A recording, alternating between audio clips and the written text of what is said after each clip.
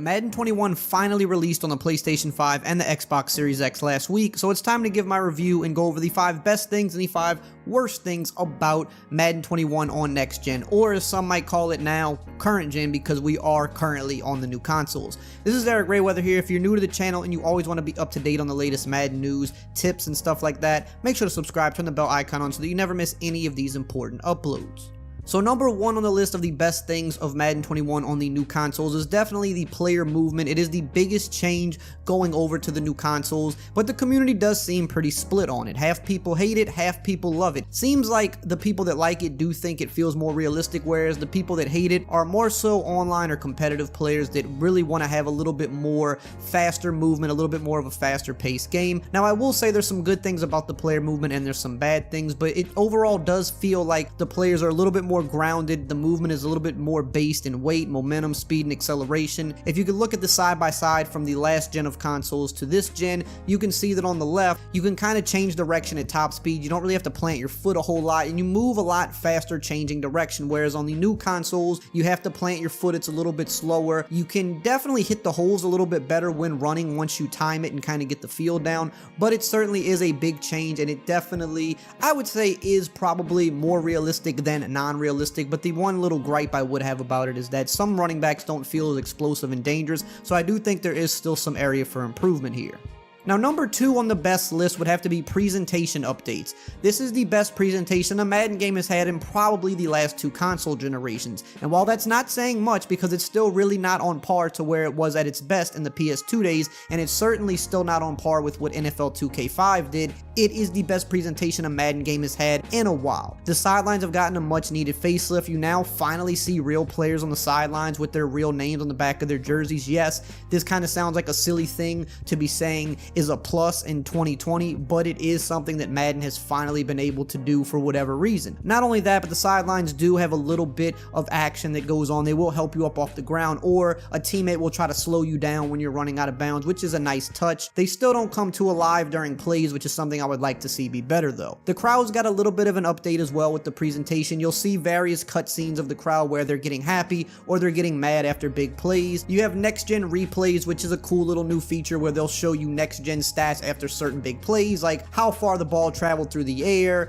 the ball carrier's speed, and the time you had to throw the ball behind the line of scrimmage. All in all, presentation still has a ways to go and there's still more that can be done, but like I said, this is pretty much the best we've seen from Madden's presentation in quite some time. Number 3 on the list is the route running, which is now powered by next gen stats. They have charted real life players, which they do for next gen stats in the NFL. They have the RFID tags, you know, in the football, in the pads and things like that, and you'll see a next gen route tree if you go look at next gen stats, and it'll show you the exact routes that wide receivers ran during the game. Well, now this has been imported into Madden, and wide receivers do run the routes based on exactly how they would run those specific routes in real life. Now in past Maddens, you would see routes like crossing routes, post routes, corner routes ran a lot more robotic. They would change direction kind of weird. They wouldn't really just accelerate through the entire route. They wouldn't round off their routes, which wide receivers do most of the time in real life, especially versus zone coverages. They don't make as sharp of cuts as they would do versus a man-to-man because they're just trying to find that open spot on the field. Now in next gen Madden, you see them run routes exactly like this, which is probably my favorite part about the new game. If I had to pick something,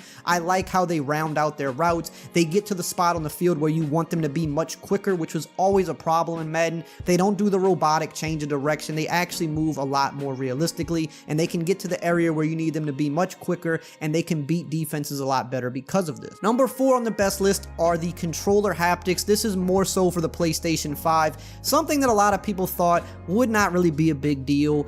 You know, they said, okay, controller haptics, more vibrations, whatever, that doesn't really matter to me, but this has actually been a big winner for a lot of people, especially PlayStation gamers. People have really raved about this feature, about how the game feels more alive because of how it vibrates in your hand and how the triggers can get more stiff when your guy is running out of stamina, he's winded, or if you're like in a gang tackle and trying to break out of it, you can noticeably feel that it's harder to like run on the controller, which does actually make the game more enjoyable. It's not something that is really as much of a credit to EA as it is probably more of a credit to the PlayStation 5, but this does not exist with the last generation of Madden or other games, so a lot of people have really enjoyed this and they thought this was one of the best additions to jumping over to next gen. And number 5 on the list is a small convenience feature, and it is now that you can favorite your plays. You can choose favorite plays in your playbook by double tapping the play icon. There's a specific tab for your favorite plays, so when you need those go-to plays in a big moment,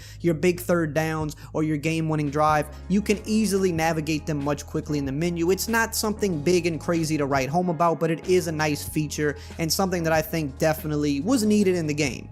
Now we have to talk about the 5 worst things about the new generation of Madden, and number 1 is kind of funny because this was number 1 on my worst list when I reviewed Madden 21 back in August when it initially released for the PlayStation 4 and Xbox One X, and that is that there's not enough that's new. This has just kind of been an entire theme for Madden 21, and some would say Madden over the last 2 generations in general, but as we jumped over to these new consoles, I think a lot of us were expecting just a little bit more at least than what we got. Yes, the player movement is nice and it's a pretty significant change. Yes, you can favorite your plays and there is a little bit better presentation, but nothing was really done to the modes. There's still a lot of things that are still missing that we thought would be there, and there was no really big, huge selling point to getting the game on the new consoles, which is another reason why I think maybe they allowed you to upgrade for free if you bought it on the last generation of consoles. Number 2, I guess, could kind of go along with number 1 in some ways, and that was that I feel like there were too many shortcuts, and I understand that this is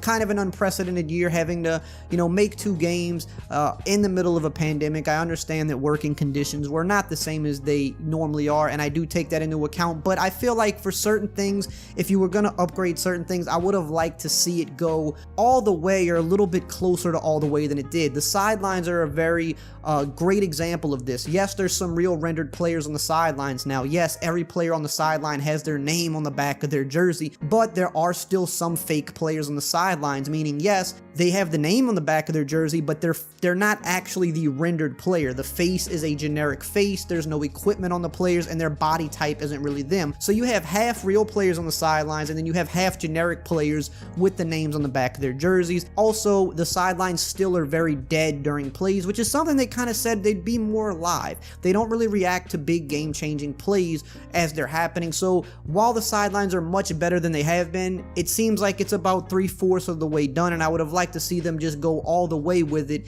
and kind of make it more alive and have every player on the sideline be real. Same goes for the crowds. The cutscenes of the crowds are nice, but the crowds outside of that are very much untouched. They don't react very much to the game, so while the presentation and things are better, I think there was some shortcuts in certain areas that I would have liked to see them do maybe a little bit more. Now, number 3 on the list is a very big and important one, and that is that the defense is bad, and I mean really bad. And I think a big reason for this is the new player movement, because as we've known for a long time in Madden, a lot of the defensive logic is broken, especially when it comes to zones. And now when you add in the new, slower, I guess more realistic player movement to this, you're seeing it be bad in a way that we've never seen before. It's went from bad to worse. Deep zones don't really guard anything. It's very easy to get behind deep zones and cross in front of them. In fact, just look at yesterday's real NFL game, how the Jets played that Hail Mary at the end of the game. It was a weird, terrible call. I don't even think they were in zone. I think they were in like cover 0.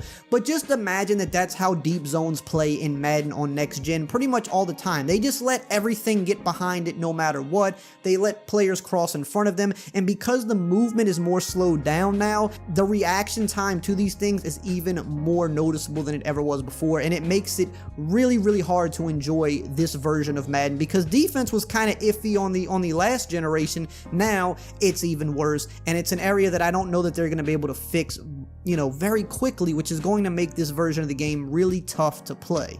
They slowed the user down to make it more realistic. You can't make as many plays in the open field. A lot of people like this. A lot of people hate it because they want to have more user control and be able to make those quicker plays. I'm fine with it going either way, but the thing is, if you're going to make the user have less impact, it is absolutely critical that the AI defenders in their zones play well, because if it's bad on both ends, if I can't make a play with my user, but my AI controlled zones are letting people just run by them, run in front of them, and not reacting to it, then there's no defense to be had anywhere. One thing has to be good. Either the usering has to be good or the AI has to be a lot better. They can't both be bad. Number 4 on the worst list is that there are no upgrades to game modes. Now, I didn't really expect them to upgrade game modes, especially franchise, because they've come out and said that they were going to do multiple franchise updates with title updates, and then also what they were looking to do for 22. So I do think in Madden 22 we could finally see a decent franchise mode, but when you do look at what 2K did going into the new consoles, they upgraded My League into My NBA, and they added a lot to it. They turned the neighborhood into the city. They expanded on some of their game modes. Now, I won't give them all the credit because yes, if you do play 2K, you know that the city is very laggy, and you know that a lot of the new features in the My NBA still don't work, and it's basically still My League because they have yet to fix these issues. But at least they made the attempt to grow these modes and make them better, and who knows how long it's going to take them to fix the issues that the new modes are having, or that the new additions to these modes are having. But at least they put something new there. EA did not even put anything there, so if you're comparing them to another game out there, while that other game is having its own issues,